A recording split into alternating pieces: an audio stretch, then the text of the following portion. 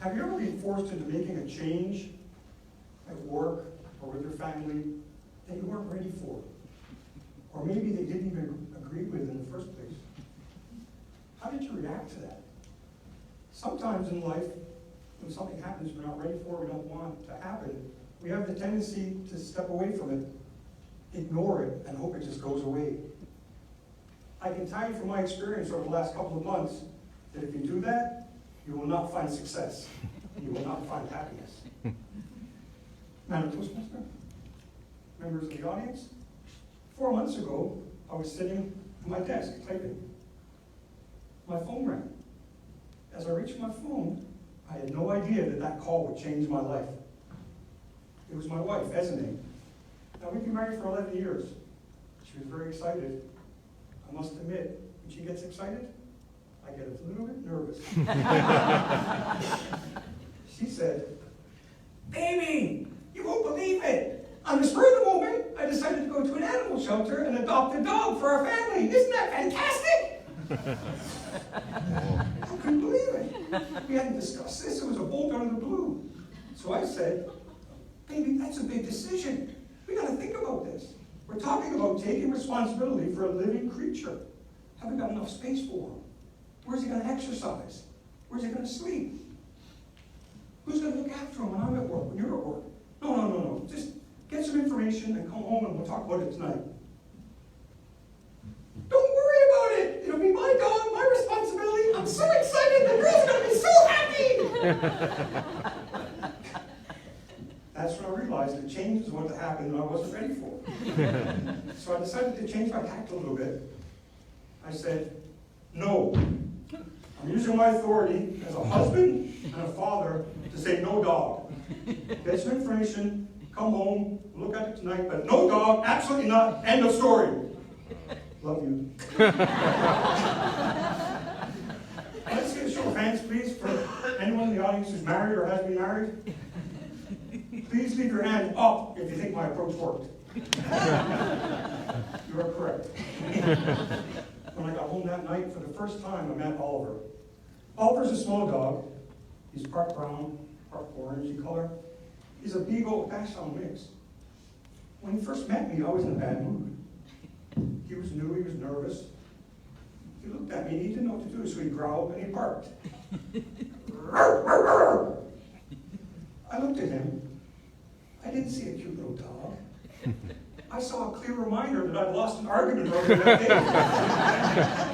I saw living proof that I was not the king of my castle. So I decided to bark back. From that moment on, me and Oliver were not friends. I've got 2 girls, Stephanie, age 10, and Abigail, age 8. The girls love the dog. They love the dog. Whenever the girls walked through the house, my wife included, Oliver would follow behind them, patting his tail. Whenever they sat down, he would curl up in a little ball by their feet. Really cute. Actually, when my wife did laundry, Oliver would pick up pieces of clothing in his mouth and follow her to the laundry room and drop the clothes in the laundry room. All of this was happening without me. Whenever my wife and my kids came in from outside, Oliver would get so excited, he would run up to them, put his paws on their knees, and wag his whole body. However, when I came home, that didn't happen. When I came home, he barked. He seemed to think I was trying to break into my own house and steal my dog. I can't tell you how depressing it is to work a full day, come home late at night in the dark, tired, open up your front door and get barked at like you're not welcome into your house. This went on for several months. And then one day, unfortunately, Oliver escaped from our backyard and ran away. My girls were really upset. I came home and we got in my car and we were still hopeful. We drove around the neighborhood.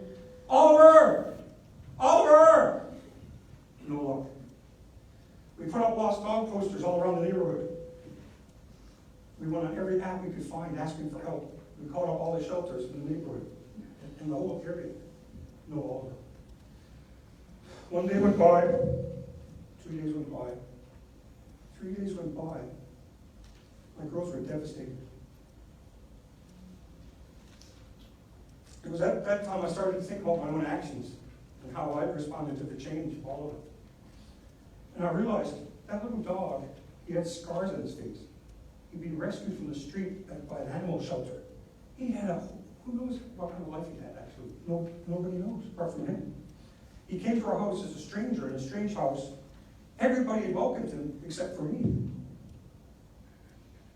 I suddenly became ashamed of all the times he barked at me. I was ashamed. Luckily, the next day we got a call. Oliver had been found. It was like a miracle. We got reunited with him, and my girls were so happy. They were overjoyed. It was from that moment onwards, I decided to change my attitude, get on board, and make the best of the situation. I started petting Oliver, giving him food. I started taking him for walks. I even picked up his poop. And it didn't happen immediately. It took several weeks. But gradually Oliver started to warm up to me and we became friends. Now we're very good friends. But I can't begin to tell you how great it felt the first time I came home, opened my door, and Oliver ran up, put his paws on my knees and wiped his whole body. It just made me feel fantastic. So that's the thought I want to leave you with. And I want to challenge all of you. If you ever end up in a situation where you're experiencing a change that you weren't ready for, or that you maybe didn't even want, take a moment. Think about the joy that Oliver brought me.